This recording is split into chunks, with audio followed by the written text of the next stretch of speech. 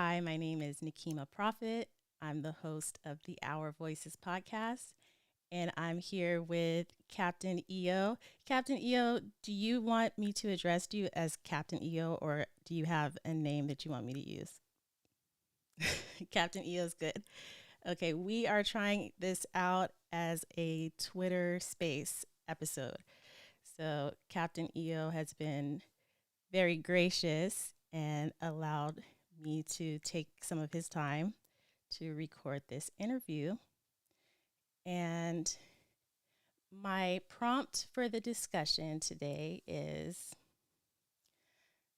what is the best piece of career advice that you could share today? Oh, that's deep. Okay, let me see. Uh, the best piece of career advice is do your very possible best to be good at what you do, and this includes a whole lot of things. It's a combination of you reading things related to your career, you asking more experienced people in your career questions, you being in a community where you know you can meet as many people in your career as possible, you making every research regarding your career. By doing that, you're creating a ton of value around you, and you get to a state where you are irreplaceable or irresistible. And when you get to that state in your career, then you can really say you have a fulfilled career because it comes with all the benefits, the money, the prestige, the position, and everything else. So know your craft very well, and then no one can beat you to it. That's the best piece of career advice.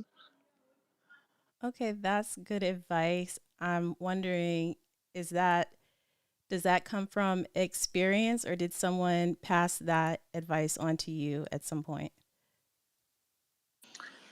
Yeah, it did came from experience, to be honest, because I don't really think in the early stage anyone really advised me. I had to just learn the hard way, I would say.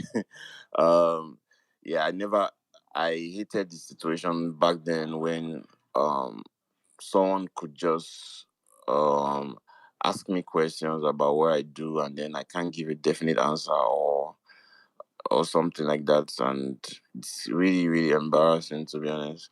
So definitely I have a niche.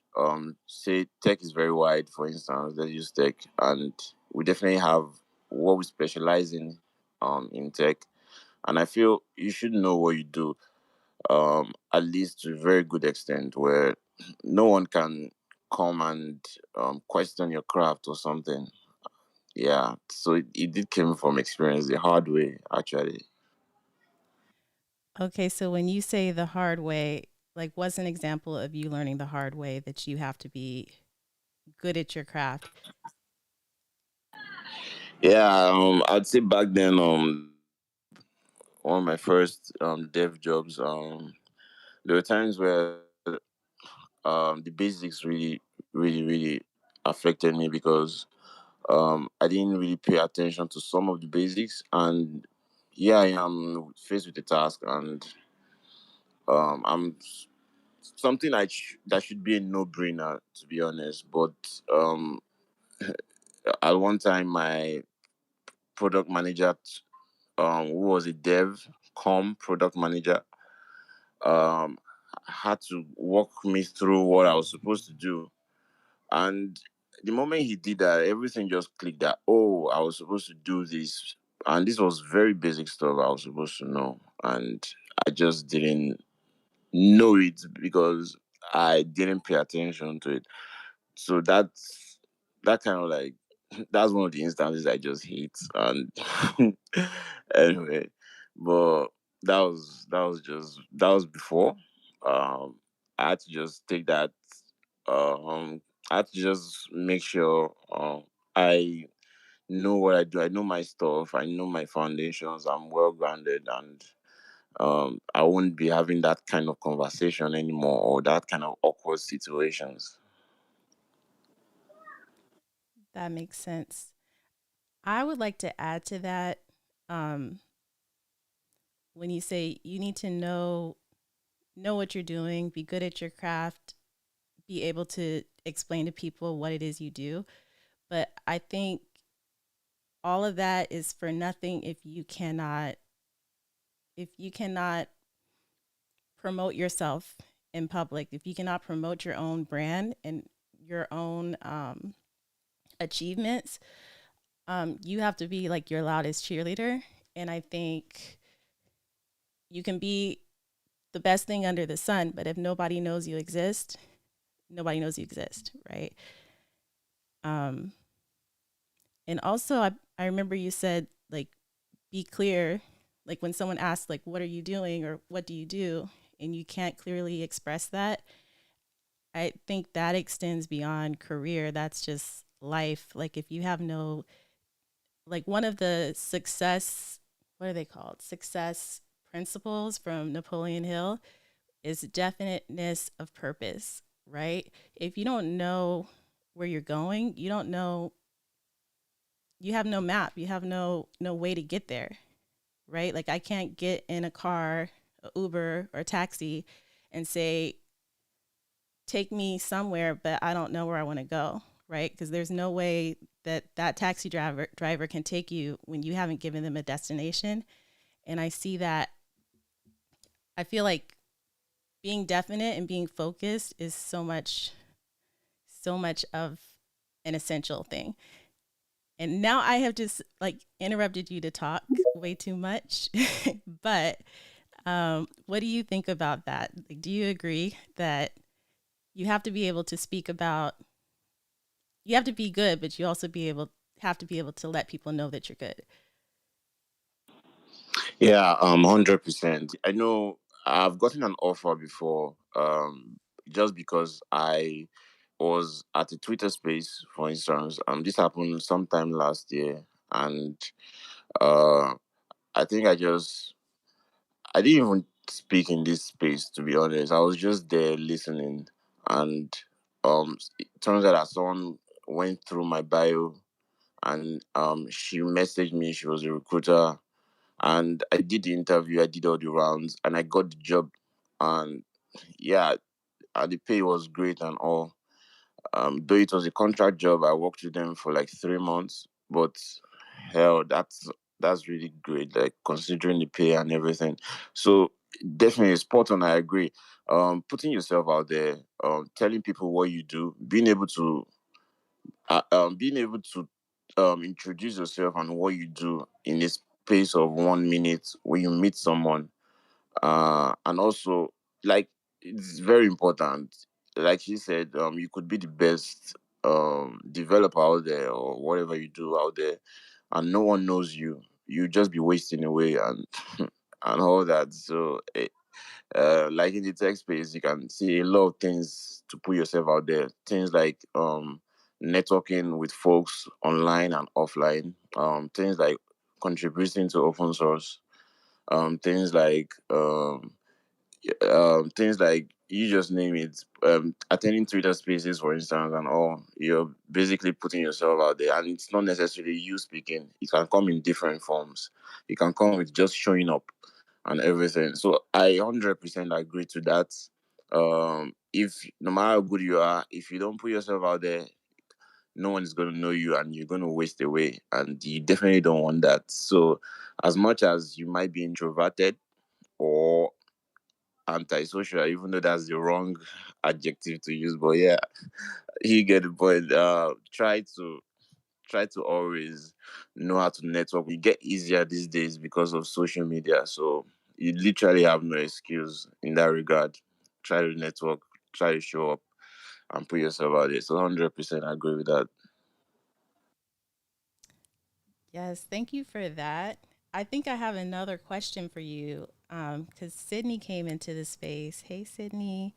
Um, and Sydney had a really great space, I think last week maybe, about imposter syndrome. So I wanted to ask you, what do you think of imposter syndrome, and have you had a challenge with it or not? Yeah, definitely. I've had a challenge with imposter syndrome. even till today, I still struggle with it because my current team right now, I would say I would say I'm the least experienced developer there. My colleagues are like way experienced and um, way, way, way better than me. I would say that. But here's the thing: I've led projects where there are projects where I'm assigned to even lead them, even though I know these guys are way ahead of me. But then I've been assigned to always lead them in some couple of projects, and everything turns out fine because I have this whole mindset that yeah, I may not be the best in the room, but whatever I have, I'll use it, I'll leverage on it to my advantage. So if I'm in a room filled with experienced developers, more experienced than I am, and I know that, I would come into that room and the little I know, I would use it to shine.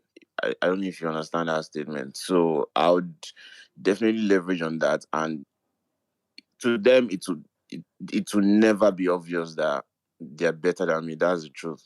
It will never be obvious. They themselves could even be thinking that I'm better than them.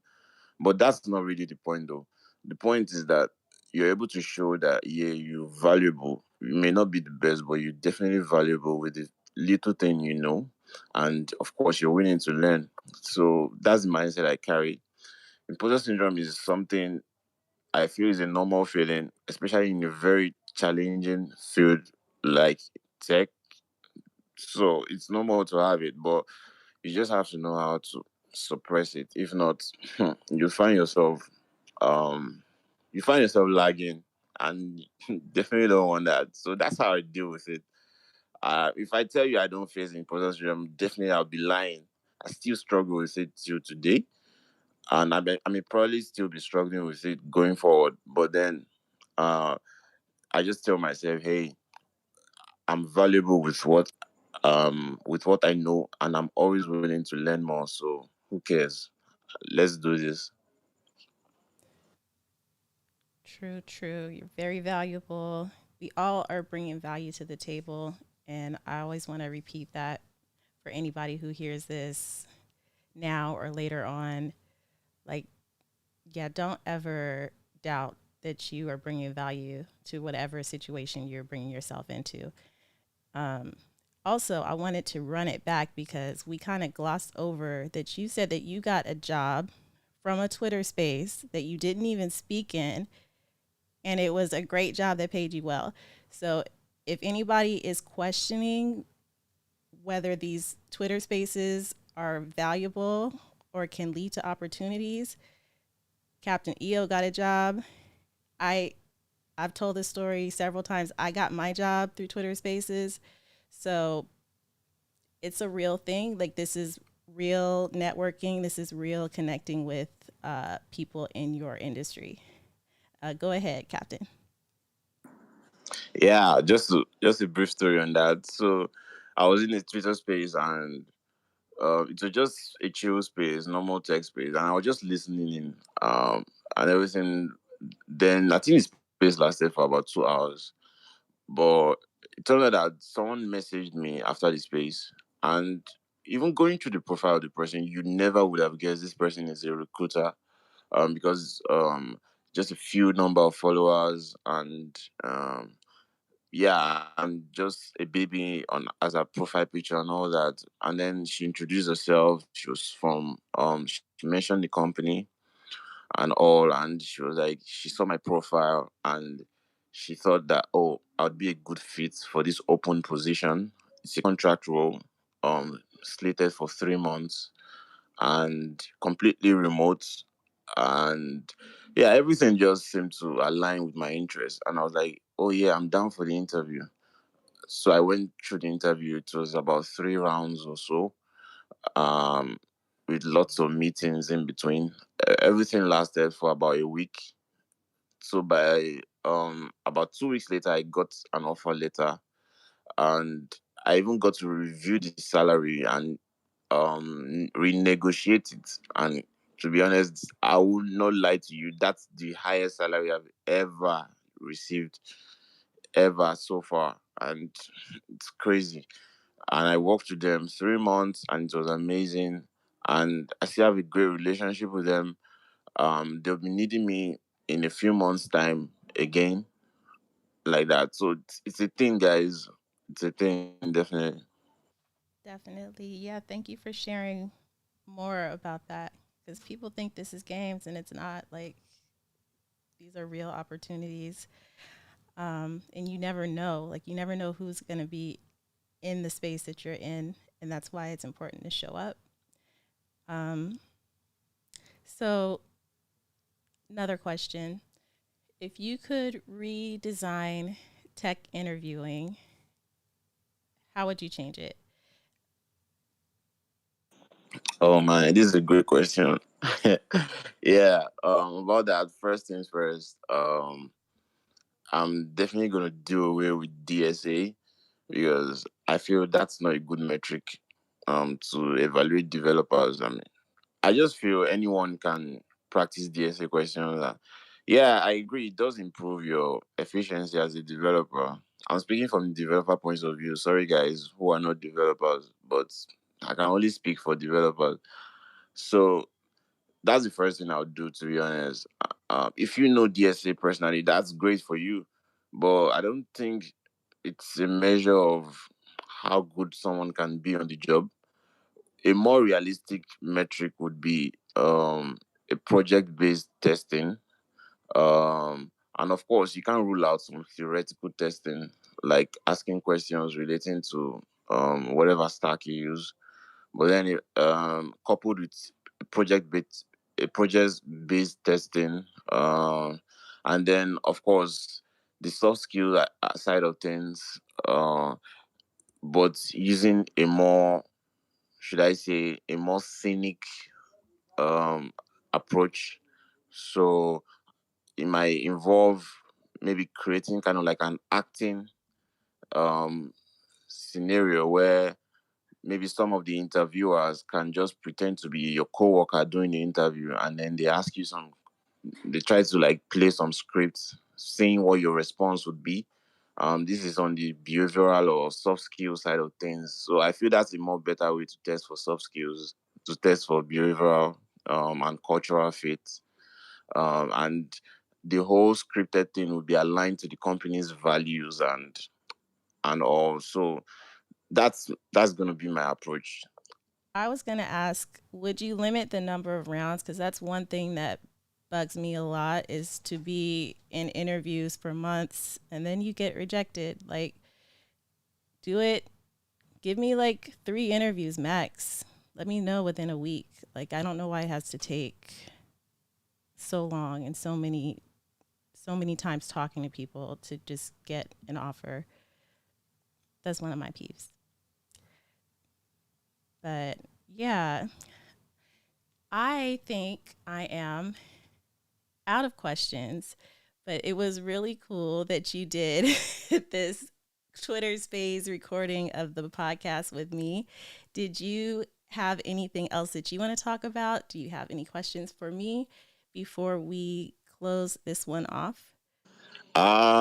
No, but I don't know what your company's social media policy is, but it would be nice to have a day in the life of Nikima Prophet. Oh, you know what? You would think that would be nice, but it's not that exciting. Um, but maybe that's something I'll think about doing just because my company is just me. Oh, you're talking about the company I work for.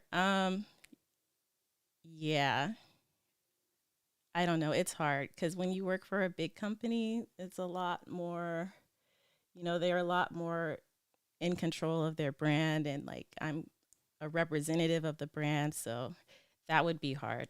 Yeah, my employer. But I can tell you, usually what I'm working on is some type of content creation or um, a developer experience audit. Also, I know some of you know Arit. Arit's my colleague, team member. She does a lot of like, we're developer advocates, so she does a lot of Twitter spaces. I know she's speaking in Twitter spaces all the time, and that's part of our work, right? Is to be in the community of developers. So I think I might try to like kind of get on track with her with doing more on social media like as part of my job. Because this I'm counting this as work. This is actually a work day and these are work hours, but I am still counting this as work because we are in the developer community having a valuable conversation. Hey, y'all, this is Nikema from the future. I just wanted to close out this podcast episode. This was our very first one using Twitter Spaces to record, and I think it turned out pretty well. Thanks again for listening. This is Nikema Prophet, and this is the Our Voices podcast. And we spoke to Captain EO in this episode, and I really enjoyed what he had to share. So until the next time, bye.